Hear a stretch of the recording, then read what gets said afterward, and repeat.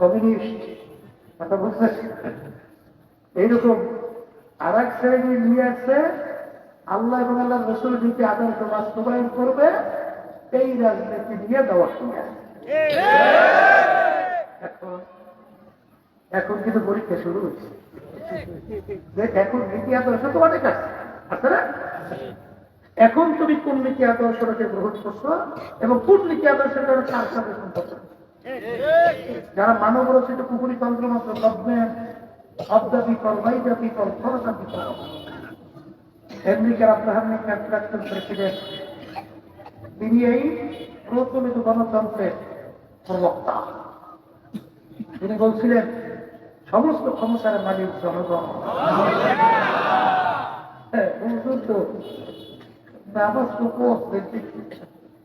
ক্ষমতার উৎস, সমস্ত ক্ষমতার মালিক যদি জনগণকে আপনি স্বীকার করেন, তোমার নামাজের মূল্য কি, তোমার রোজার মূল্য কি, তোমার হজের মূল্য কি? তুমি জোর করে বেহেশতে যাবে? তার কোরআন হাদিস কোনটাই রয়েছে, তোমার নিজের কথা না। পাইছো কোথায়? কোথায় শিখছো? কোথার থেকে পাইছো? এই জন্য বলতেছিলাম, যারা নাকি দুনিয়ায় থাকা অবস্থায় সম্পর্ক রাখবে, কাকে রাখবে কথা বলেন, সম্পর্ক ছাড়বেও আল্লাহকে রাতেই খুশি চলবে। আর্থিকভাবে অসচ্ছ এবং দুর্বল আমার ভাই আছে না? ঢাকা রাজধানী বাংলাদেশের শহর, সেখানে যাওয়ার পর বড় বড় বিল্ডিং, পুরে সাংসর্গ, সুন্দর সুন্দর সাজানো। এখন তার বাড়ি ঘর হয়তো বা কাল পাতা, অত বলবে কি পাতা করে না, বিভিন্ন পাতা দিয়ে তৈরি করে আছে না, সবল পাতা, ঠিক না? এখন সবল বিল্ডিং এত মনে কষ্ট, আরে আমার তো যখন একটা বিল্ডিং, এত সুন্দর বিল্ডিং, কি আরামে ঘুমা, আর কত সুন্দর সাংসর্গ। হ্যাঁ, এখন এই আফসোস করলে তার কি পাঁচতলা দেখে হয়ে যায়, বরঞ্চ কষ্ট নাকি? আচ্ছা, আমরা ঢাকা গেছি, ঢাকার বিভিন্ন রোডের ভিতরে আইল্যান্ড আছে না? আইল্যান্ড আছে, দেখছেন এক শ্রেণী আল্লাহর বান্দাবাদী আইল্যান্ডের ভিতরে রাত্রে ঘুমায়, রোদ্রে পড়ে, বৃষ্টির মধ্যে ভেসে। আপনি যদি সেদিকে তাকাইছেন যে আল্লাহ আমি তোমার আর তোমার এই বন্দাবন্দি মালিক, তবু তো আমার একটু মাথা দুর্গা ফাইল দেওয়ার জায়গা, কিন্তু তোমার এই বন্দাবন্দি তো পুরো জায়গাই এত রাত্র দিন রাস্তার ভিতরে আইল্যান্ডে করে, তাই তুমি আমার কাছে একটু মাথা রোজা ফাই করে দিচ্ছ, এই জন্য তোমার শুকরিয়া নেই। আচ্ছা, এই চিন্তা যদি করি মনে শান্তি বাড়ে না? হ্যাঁ, শান্তি বাড়ে। বুঝা গেল আপনি আর আমি হালাল উপায় চেষ্টা করব, রেজেক কামাই করা খরচ, হালাল রেজেক কামাই করা বলেন না? কারণ কোন এক কবি আল্লাহর ভাষায় বুঝায়, নামি গোয়াম খেয়াল দুনিয়া দুগা বাহার কালে বেবাসুদা খোদাবাস। আমার আল্লাহ বলেন নাই যে আমাকে পাওয়ার জন্য, আমাকে রাজে খুশির উদ্দেশ্যে তোমরা চাকরিকে মিশে গেলে, ব্যবসা বাণিজ্য ছাড়ো, কাজকর্ম বাদ দাও, সংসারে ছাড়ো, এরপরে জঙ্গলে গভীরে যাও, আমাকে নিরিবিলি ডাইকে আমার সান্নিধ্য লাভ করো। আল্লাহ বলছে বলতে বলতে বলে নাই, বরং আল্লাহ কি বলেন, আইলা কুরিয়াতুস সালাতু ফান্তাশিরু ফিল আরদ ওয়াবতাগু মিন ফাদলিল্লাহ ওয়াযকুরুল্লাহা কাসীরা। আল্লাহ রাব্বুল আলামিন বলতেছেন, এখানে নামাজের কথা আল্লাহ বলছেন, বিশেষ করে জুমার নামাজ তোমরা আদায় করার পরে মোটে দেরি না করলে জমিনের ভিতরে নামে। কেন নামবা? হালাল রেখে কামাই করার উদ্দেশ্যে।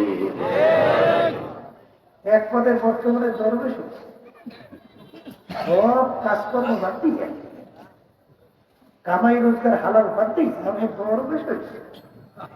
তোমার এই দরবেশ হইতে বলছে কি এক কোন করার হাতে চলে যাই করবে? হ্যাঁ, তবে কামাইয়ের বিচার করে হারাম মিশ্রণ না। এই জন্য আল্লাহ বলতেছেন ওই রেসে কামাই করার মধ্যে আমার স্মরণ বেশি বেশি রাখবে। যদি বেশি বেশি স্মরণ রাখতে পারো তাহলে ওই কামাইয়ের বিচারে হারাম মিক্স হবে না। কথা ঠিক কিনা? আর হারাম কামাইয়ের মাধ্যমে যত নামাজ পড়ে রোজা রাখে ওর কোনো মূল্য নাই, কোনো মূল্য নাই। কারণ কি জানেন? হাদিসের মধ্যে আছে আল্লাহ রাসূল সাল্লাল্লাহু আলাইহি ওয়াসাল্লাম বলেন, যেই হারাম মালের দ্বারা রক্ত এবং গোশত তৈরি হবে তার জায়গা জাহান্নাম ছাড়া হবে না। আমার কথা না, আল্লাহ রাসূল সাল্লাল্লাহু আলাইহি ওয়াসাল্লাম বলেন।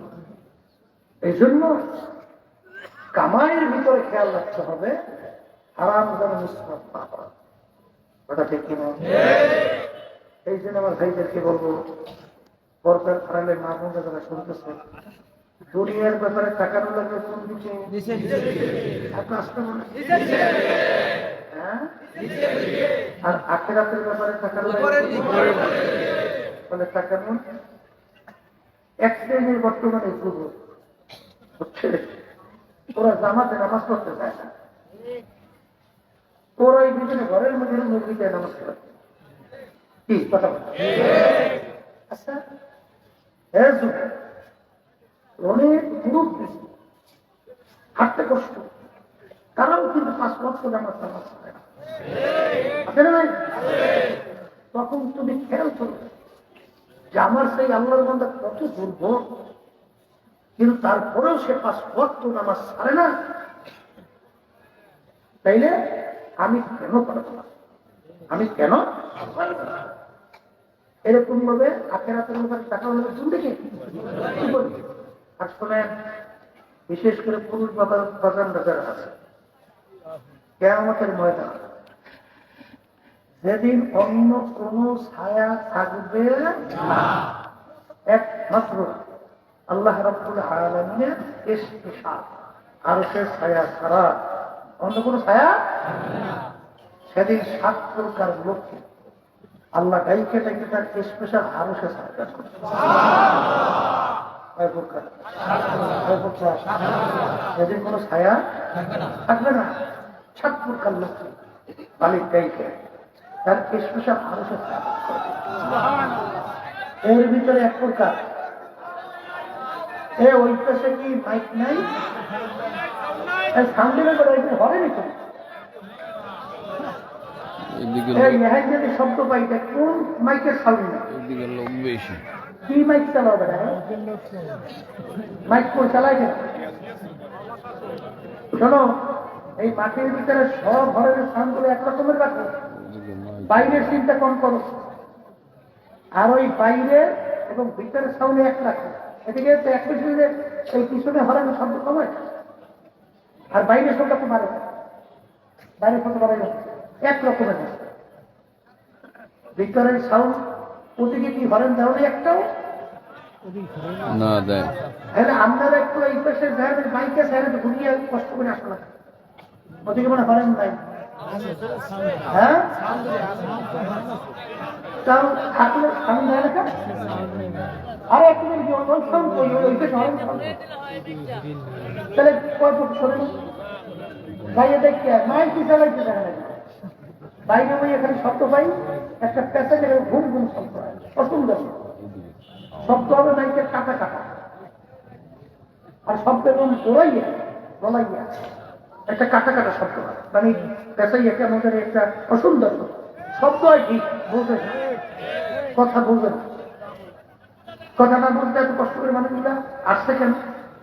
আর যেগুলো মাহফিল করে এত বারবার দেখানো হয়েছে, সব ওষুধের পিছনে দেওয়া আছে, কেমনি মানুষ ঠিক করতে হবে, কেমনি কি করতে হবে, সব কিছু দেওয়া আছে, ওটা খেয়ালই করে। আর এক শ্রেণী মাহফিল করায় তখন ঠান্ডা ভরা কান্না সন্তোষ পুরো ভালো লাগে। এই জন্য বাইরে দিয়ে সব প্রক্রিয়া দেখি মানুষজন ঘরে না থাকতে পারে। এই আছে এক কথা, এই সব মিলে মাঠের শেষ করে। যেই কথা বলতে চাইছিলাম, আখেরাতের ব্যাপারে টাকারও যাবে কোন দিকে? উপরে। কথা ঠিক না? 7 প্রকার লোককে আল্লাহ গাইতে আরো ছায়া দেবে। এর ভিতরে এক প্রকার কলবুহু মুআল্লাকুন বিল মাসাজিদ, ওই সমস্ত অন্তরওয়ালা পুরুষগুলো যাদের কলবটা মসজিদের সাথে লাগানো থাকে। কখন মসজিদে মুয়াজ্জিন আযান দিবে আর আমি ওযু করিয়া পাকসার হইয়া মসজিদ দিয়ে আল্লাহর সামনে দাঁড়াবো, এই যে একটা অন্তরের চাপ, এই কিসমের লোকদেরকে আল্লাহ গাইতে কোথায় ছায়া দেয়? আর আলহামদুলিল্লাহ রাজি আছি না? যুবক, 7 প্রকার লোকের ভিতরে ওই এক শ্রেণীর যুবক অসাধুন নাসা ফি ইবাদাতিল্লাহি তাআলা। ওই যুবক, যেই যুবক তার জওয়ানিকে আল্লাহর হুকুম নবীর তরিকা অনুযায়ী চালাবে, ওই শ্রেণীর যুবকদেরকে আল্লাহ দায়িত্ব তার আরশে ছায়া দান করবে। আর এক শ্রেণী ওই জাকিরি, আর এক শ্রেণী ওই জাকিরি যারা নির্জনে গোপন আল্লাহর জিকির করতে করতে হাফাজাত আইনা, তাদের 2 চোখের থেকে পানি ছেড়ে গুনার কথা মনে করিয়া আল্লাহর কাছে মাফ চাবে, ওই জাকিরিনকে আল্লাহ দায়িত্ব তার স্পেশাল আরশে করবে। ওই শ্রেণীর মানুষকে আল্লাহ আরশে ছায়া দান করবে যে ডান হাতে দান করছে, বাম হাত করা জানে না। এর অর্থ কি? গোপনে না, দানটা করবে আল্লাহকে রাজি খুশি করতে। দানটা করবে কার জন্য? প্রকাশ্য দান করলে আল্লাহ রাজি খুশি উৎকৃষ্ট হইলে এই দানশীলকে আল্লাহ আরো সাথে দান করবে। আবার গোপনে দান করিয়া মনে মনে নিজেই খুশি, আমি খুব ভুল করেছি, আমি দানটা করতে করছি, আমি খুব গর্বে শুনছি। করছে গোপনে ঠিক, কিন্তু সালাদ সব গাই দিয়েও কিন্তু সে রিয়াকার হইতে পারে, মোতাকাব্বির হইতে পারে, আবার বাদশাহী চেয়ারে বসেও সে আল্লাহওয়ালা হইতে পারে। এই সম্পর্কটা কিন্তু কলবের সাথে অন্তর। কথা ঠিক কিনা? তাহলে যেই কথা বলতে চাইছিলাম যে ওই শ্রেণীর দানশীল যারা দান করবে একমাত্র আল্লাহকে রাজি শুরু করছে। এখন গোপনে দান করবে প্রকাশ্যে। আবু বকর সিদ্দিক রাদিয়াল্লাহু তাআলা আনহু তিনি প্রকাশ্যে দান করে না? তাহলে প্রকাশ্যে দান করতে তো সব পাই। 40,000 মতো স্বর্ণ মুদ্রা এরা প্রকাশ্যে আল্লাহ রাস্তা দান করছে, আবার 40,000 স্বর্ণ মুদ্রা গোপনে আল্লাহ রাস্তা দান করছে। এটা সম্পর্ক হইল কলবের সাথে, অন্তরের। কথা ঠিক কিনা? হাদিসের মধ্যে আছে রব্বুল কালাম, এটা আল্লাহর হাতে। ইন্নাল্লাহা লা ইয়ানজুরু ইলা সুওয়ারিকুম ওয়া আ'মালিকুম ওয়ালাকিন ইয়ানজুরু ইলা নিয়াতিকুম ওয়া কুলুবিকুম আও কামা ক্বালা আলাইহিস সালাতু ওয়াস সালাম। আল্লাহ রাসূল সাল্লাল্লাহু আলাইহি ওয়াসাল্লাম বলেন যে আল্লাহ বান্দাবান্দি শুধু বাহ্যিক আমলের দিকে তাকাইয়া থাকে না, আল্লাহ রাব্বুল আলামিন বান্দাবান্দি দিলের দিকে তাকাইয়া থাকে। তোমার অন্তরের কলবের অবস্থান তাইলে ওই দানশীল যারা দান করবে আল্লাহকে রাজি খুশি উদ্দেশ্য, এই দানশীলকে আল্লাহ গাইকে তার স্পেশাল আর দান করে। কথা ঠিক কিনা? এই এক শ্রেণী কিন্তু বর্তমানে আগে এটা খুব প্রচলন হয়েছিল, অস্কুলে হাজি যদি তার লোক লাগে পুরে রাত করতো, আমি হাজিয়ে আছি হাজি খাও না কেন, ওর হাজিগিরি শেষ। ও হাজিগিরির নাম কামাই করে হজ করছে, ও আল্লাহকে রাজি খুশির জন্য হজ করে, ঠিক কিনা? এই সম্পর্কটা কির সঙ্গে? ভালোবাসার সঙ্গে। ওই শ্রেণী আল্লাহর বান্দাবান্দিকে আল্লাহ কিয়ামতের ময়দানে আরো সে সাহায্য করবে।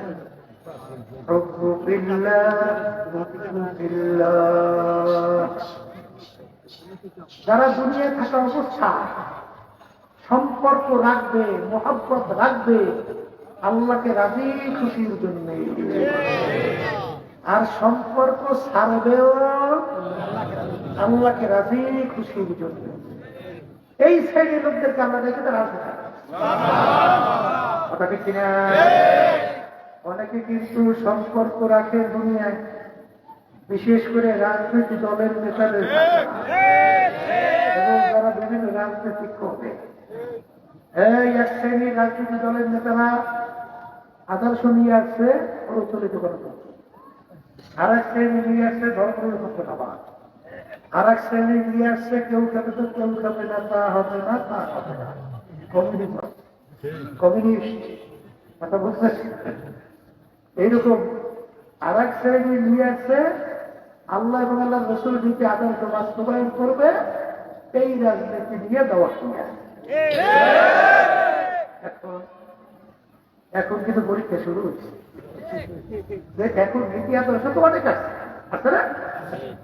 এখন তুমি কোন নীতি আদর্শটাকে গ্রহণ করছো এবং কোন নীতি আদর্শটা কার সাথে সম্পর্ক? যারা মানব রচিত কুকুরি তন্ত্র মাত্র government of the people, by the people, for the people, আমেরিকার আব্রাহাম লিঙ্কন প্রাক্তন প্রেসিডেন্ট, তিনি এই প্রচলিত গণতন্ত্রের প্রবক্তা। তিনি বলছিলেন সমস্ত ক্ষমতার মালিক জনগণ।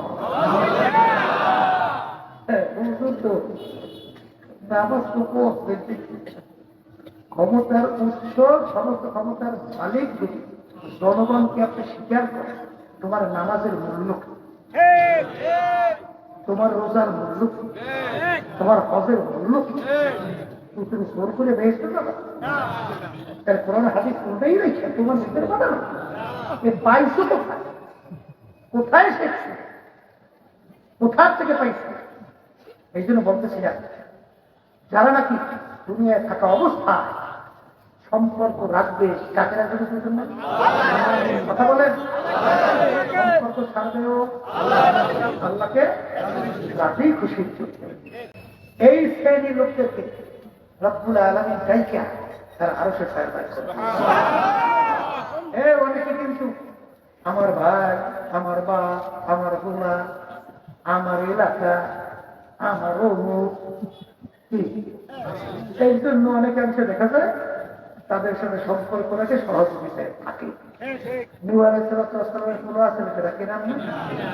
নবীর পোলা হইয়া যখন নূহ আলাইহিস সালাম করছে না, এটা ছিল যখন পানির বলা ফেলাই গেল, তখন নূহ আলাইহিস সালাম বলে, মালিক আপনি এই বলছেন আমার আহামকে আপনি ধ্বংস করবেন না, এ নাম তো আমার ছেলে আহাম, আপনি তাকে ধ্বংস করতে শুনছেন। তখন আল্লাহ বলে,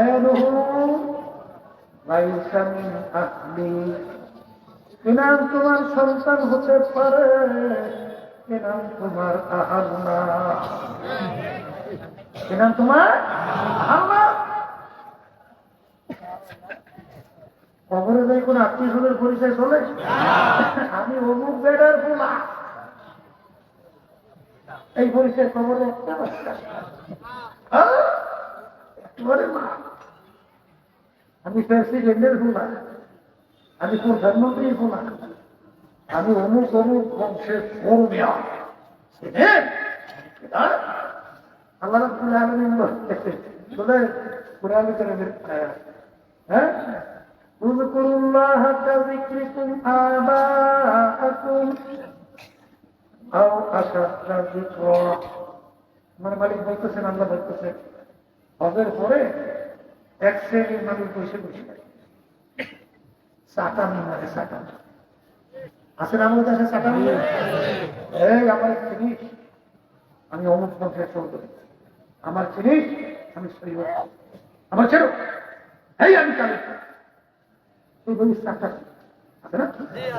আল্লাহ বলতেছে তোমার বাপ দাদা চোদ্দ গোষ্ঠী এবং বংশের যত আলোচনা বেশি করো, এর চেয়ে বেশি আমার জিকির করো। কথা বুঝলেন না? তাই যেই কথা বলতেছিলাম, শোনেন বাজার, খবরে কোনো দলের পরিচয় চলে, বংশের পরিচয় চলে, কার ছেলে কারণে চলে। কবরের যাত্রীরা কবর যদি কোনো দলের পরিচয়, ব্যক্তির পরিচয়, কোন পীরের পরিচয়, কার বাপ কার ছেলে কার কি কোনো পরিচয় যদি চলত, আল্লাহ রাসূল সাল্লাল্লাহু আলাইহি ওয়াসাল্লামের চেয়ে বড় পীর, বড় ওলি, বড় গাউস, বড় কুতুব দুনিয়া থেকে আসেও নেই, আসবেও না। আস্তে আস্তে আস্তে আস্তে আসবে, আসবে, আসে নাই? আল্লাহ রাসূল সাল্লাল্লাহু আলাইহি ওয়াসাল্লাম দুনিয়া থাকা অবস্থায় তার পরিবার টুকরা সন্তান ফাতেমা রাদিয়াল্লাহু তাআলা আনহা নাম শুনছিলেন না? আল্লাহর হাবিবের পান দিয়ে সে ইশারা করে বলতেছেন, ইয়া ফাতেমা তুনতুজি নাফসাক মিনান্নার, হে ফাতেমা রে, দুনিয়ায় থাকা অবস্থায় নিজের এক আমল করো, জাহান্নামের আগুন থেকে বাঁচো, এরপরে অন্ধকার কবরে হইয়াছো। হে ফাতেমা, যদি কবরে এই পরিচয় দাও, আমি আখির জামানার নবীর মেয়ে।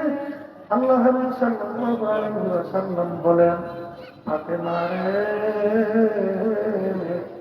এই পরিচয় কবরে কোনো কাজ হবে না।